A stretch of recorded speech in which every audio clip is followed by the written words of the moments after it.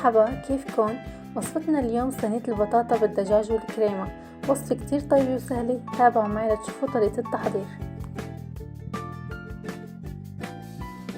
عندي هون 4 حبات بطاطا وسط، قطعتهم مكعبات ورح اغمرهم مي واسلقهم.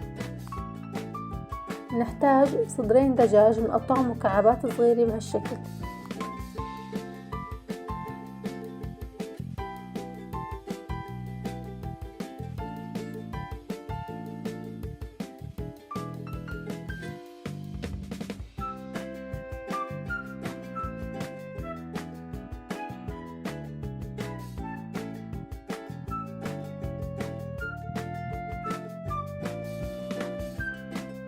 مقلاية بضيف معلقتين زبدة وبنزل صدور الدجاج اللي قطعناها على نار عالية حتى تستوي.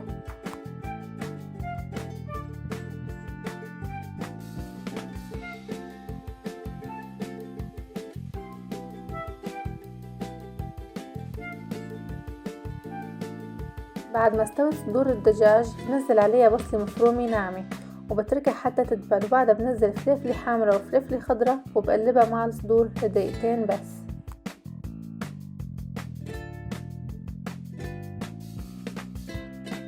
فيكن كمان تضيفوا اي نوع خضار بتحبوه، جزر او فطر مثلا.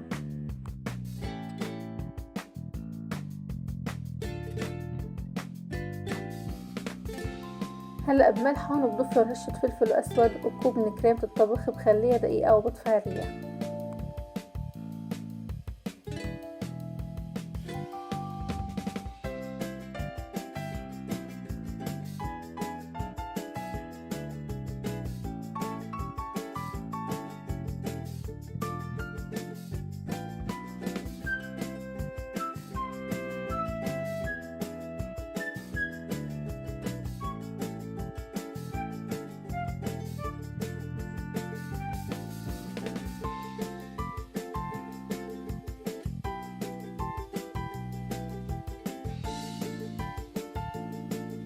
هون البطاطا بعد ما سلقتها بفضيها بصينية بايركس، بملحها وبضيف لها رشة فلفل اسود ومعلقة كبيرة من الزبدة.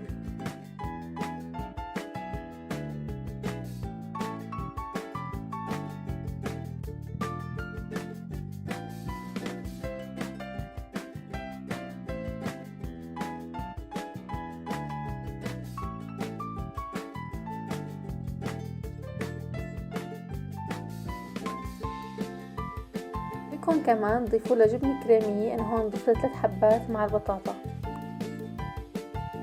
بهرس البطاطا منيح وبفردها بالصينية بهالشكل وبنزل عليها الدجاج اللي حضرناه.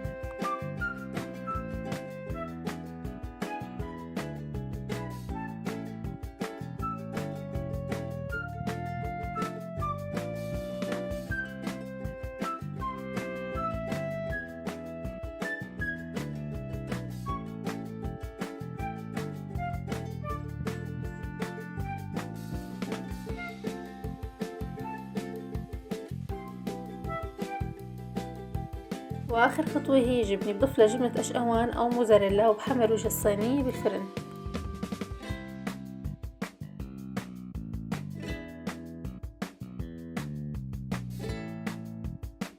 وهون بعد ما حمرت وجه الصينية بالفرن صارت جاهزة للتقديم، وصحتين وهنا.